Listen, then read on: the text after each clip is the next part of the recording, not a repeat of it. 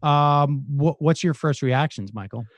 I mean, the first reaction is obviously, I guess personally, I was pretty prepared for this. I thought this was clearly coming. I wanted to advocate that he continue in the race. I thought there was some real value, particularly in the first couple of weeks, the way he was mobilizing around Corona.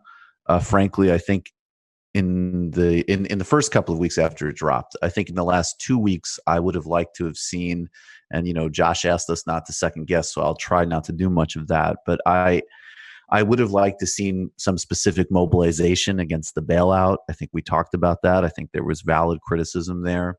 And I think now, I would, as somebody who supported this campaign very strongly and does believe in the grassroots aspect of it, might not have been electorally successful, but I do think there was something important to it. I do think I would like to be engaged with and curious about how they can keep organizers going, and maybe really specifically morph into something institutional. The most obvious thing to me seems like some type of pressure around Medicare for all. But it's sad, it's disappointing. I know people are going through a hell of a lot right now. The only other thing I'd add to that is I do think that tragically and by necessity, there is also a lot more room in politics right now. I was somebody who never sort of, I think things like strikes and protests and, labor organizing is obviously incredibly important, but you don't want to kind of, write checks you can't cash. In the last couple of weeks, things that have been not really on the table before are becoming much more relevant to politics. People are going on strike. People are doing a lot. Horribly, because it's by necessity, because their physical lives are at risk working at an Amazon plant, as an example, or they can't pay their rent. There's nothing to romanticize about just how awful the material conditions are, but real changes are happening in politics on even that sort of outside of electoral level. And I think that should provide us some grounded optimism. I appreciate Bernie. I think he's done a hell of a lot. And I look forward to see them constructively continue. Yeah, I mean, I think the point that stuck with me from that Josh made was that we, in the absence of his campaign, the idea of Medicare for all being this mainstream simply wouldn't be out there. Right. And so now you can have, some op-ed writer on Forbes going like, maybe it looks like the obvious thing to do now.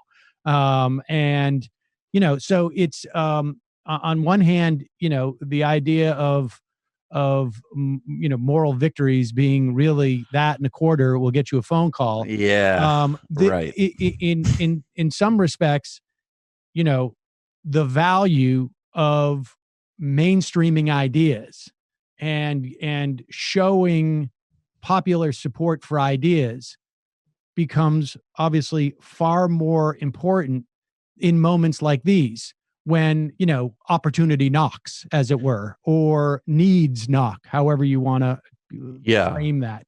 I think there's a balance to it, because I like the way you set that up. I mean, the groundwork is really important, and things are in play now that maybe weren't there before. But I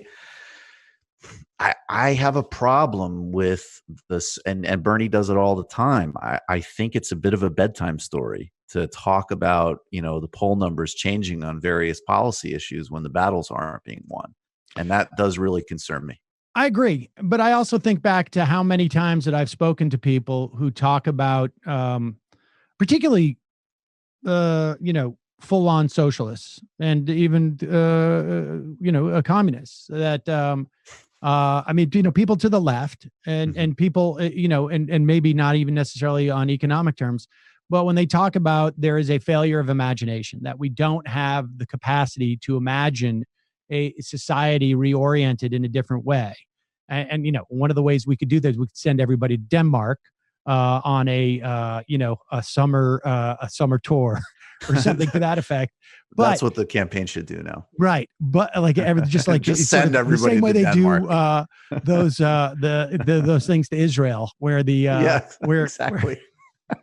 Socialist birthright. Exactly. And but the reason why so many of those conversations start out that way with we need to be able to imagine, and it's not we need to be able to fantasize. It really is just being able to and imagine, it's one of those words that makes it sound a little bit frou-frou-y.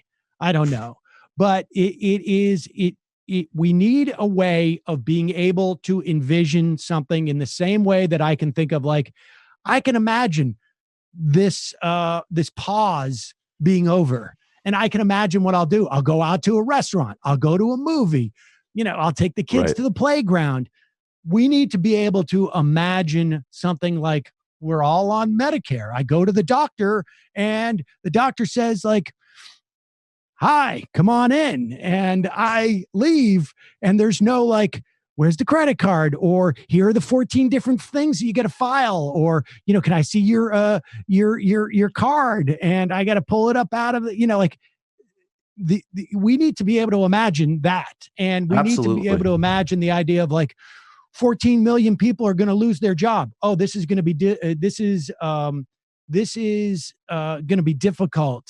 This is going to be difficult, but we have an apparatus that pre-exists that, we don't have to worry about health insurance for all these people. It's not even a topic of conversation. It's just like, okay, we have a mechanism in which we will pay employers to tell all these people to stay at home. That's already existing. We need to be able to imagine those things. And without, I agree entirely. I don't know if Sanders' campaign got us there. Maybe they did, maybe they didn't, but we're certainly a lot closer. And I think that is important in terms of like the wide understanding. And, I am quite sure that back in 2016, running in the run up to the election, when we were talking about, what happens after a Donald Trump, if he were to win, when we were having arguments with people who are like, Donald Trump would not be problem. I am quite sure that I anticipated something like this by saying after George Bush, we got Barack Obama, and the idea that we're going to do better than Barack Obama after Donald Trump. I mean, I remember exactly where I was. I've said this a million times after Bill Clinton won. And, I was a comedian and comedians were not that political at that time, but I was aware that Bill Clinton was the president, the chair of the DLC at the time. I was aware that it was a corporate organization. And, I remember sitting in the Cobb's Comedy Club with Mark Maron, watching everybody cheer at the results and just looking around going like, why is everybody so excited? Like, I get everybody saying, phew, no more Reagan, because everybody perceived Herbert Walker Bush as a second term of Reagan. And, those lessons suggested to me that the left often does better under an insufficient center to the left presidency. I think, at least as defined in the context of our country, because there isn't this, the broadly speaking, the center to the left does not have this sense of being under attack all the time. And their response to it is just, I don't want to be attacked. And so the left has an advantage when the center left and the center is sort of sleeping, that they don't have when there is, this sort of like grave threat to just whatever it is that the center left perceives. And that's what a Donald Trump is. I think there's another paradoxical lesson to also draw from now too, where, I'll have sort of pushback that might earn me some annoyance from both quarters here, both sides. But I think that sorry? That would be halves. Excuse me, both halves. I'm a little tired, Sam. We're in quarantine. This Tell is me most, about it. You see the bags under my I eyes? do. I didn't even want to say, but Jesus Christ, buddy. Yep. Um, I think that we that the nature of the Democratic Party changing, kind of going back to what you said, is another thing that's going to require some really honest assessment.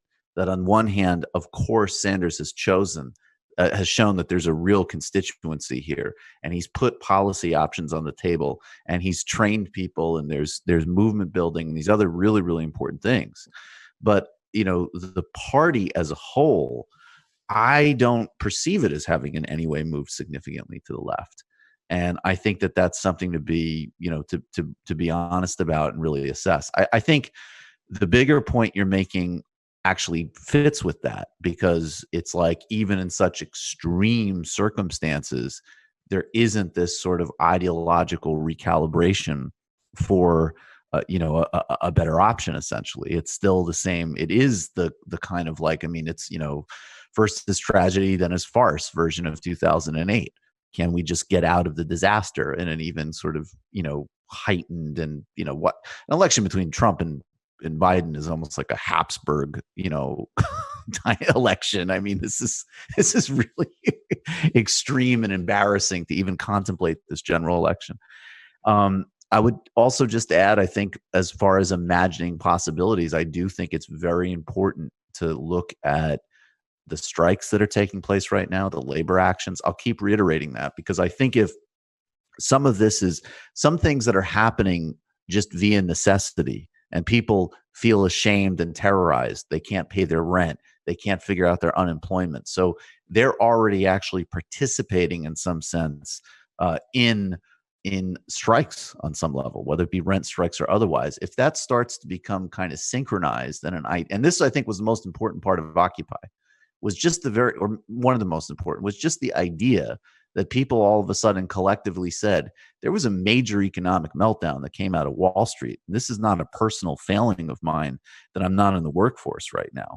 Maybe it's a failure of Wall Street. Maybe it's a failure of policy. And I think right now you already see a much more aggressive expression of that in things like the Amazon strikes, that if people start to really realize that they're in this together, that this is not their fault, and that the policy mechanisms have been totally insufficient to meet their needs, maybe there can be some more sort of aggressive imagining of action. And I think that that's actually a very big opportunity right now, and something that, again, I wouldn't have emphasized a couple months ago because we weren't there, but we are there now. Right. I mean, I think that's the whole point of the value of Sanders' campaign, is that those people are, I mean, I think for the most part, we have Target workers who are walking out today. Yep. And Josh Horton's, I guess, analogy of the sort of the barium that you put through, you drink, and it shows all the sort of flaws in the. I mean, I think to a certain extent, what's happening with for people is that they're starting to realize, like, hey, wait a second, I'm getting screwed here. Once, it's one, like, as the tide goes out, right, people start to realize, hey, I'm the first person not covered by water. That's right. Or however that works, or I'm the first person who is grounded in this situation. And the Sanders campaign has provided some solutions to what they are realizing is their problem. And hopefully, and like I say, there is no doubt in my mind that these movements are going to do better under a Biden presidency than a Trump presidency, because there are going to be, I mean, if you look at it as just sort of like a pyramid, there are going to be, and just in terms of the personnel, just staffing a Biden administration, which is massive. You're going to have different areas, smaller places, maybe at first, maybe in some higher places, where there are going to be people who are more sympathetic to these movements, and are going to provide for them resources, and maybe those resources come in the form of, you know,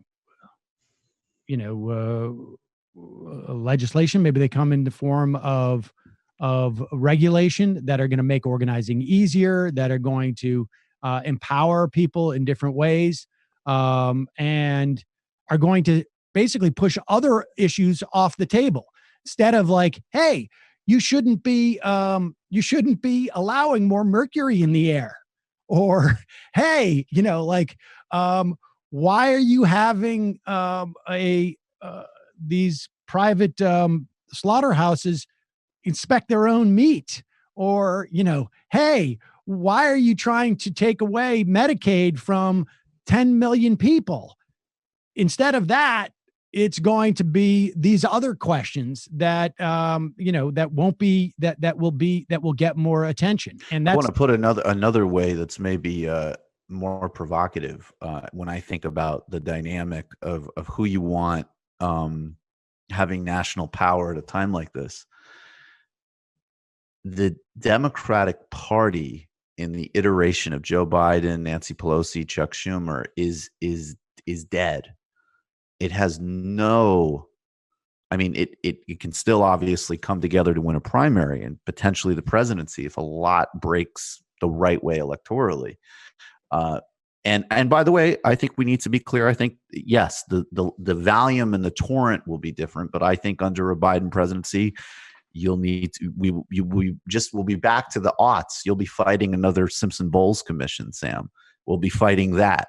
I have no doubt about that. But the relentlessness and the range of what's coming at people will obviously lessen. I think that's people need to be real about that. But in addition to that, I want to also say that having a totally dead project as almost like a caretaker government, and in some way, the more you look at Biden, it really starts to remind you of the Politburo in the Soviet Union before Gorbachev, when they just had a string of guys that were like just about to die just to keep the machinery going and protect people's narrow interests. That's really how I see it. And so that is actually different than, let's be honest, a right-wing politics right now, which is actually much more aggressive, much more intelligent, has a plan for retaining power, is synchronized in a global governance structure. They're not all the same, but they're governing in ways that complement each other. They're thinking through different problems together. The populist right is infinitely more, and this is the thing that liberals, it's funny, they need to get used to. The populist right is a hell of a lot smarter and more strategic and more understanding of power right now. So when you think about who's occupying the White House, I say this to people in my zone, think not only just of the kind of traditional arguments about the range of things coming at you and who is most vulnerable, which is important and what, Sam, you're emphasizing, but also literally like, are you fighting against something that is just a caretaker? It's going to do a lot of damage and it's going to be disgusting. I'm not going to sugarcoat that at all.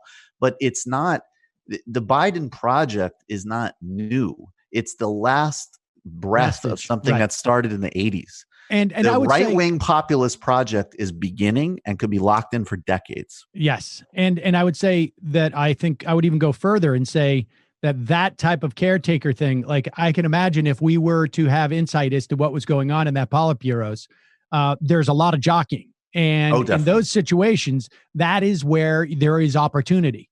That is where, something has to happen. And certainly on some level, what we see with the Trump administration is the complete lack of leadership at the top. It just means that, like, hey, I got an invite to a dinner with the president. Great. And I go in there, I say 5 words, and all of a sudden the whole policy for the country changes. And that's sort of, I'm not saying it's the exact same, there's an analogy, not quite in that sort of, so there is opportunity. I want to bring in Nomi in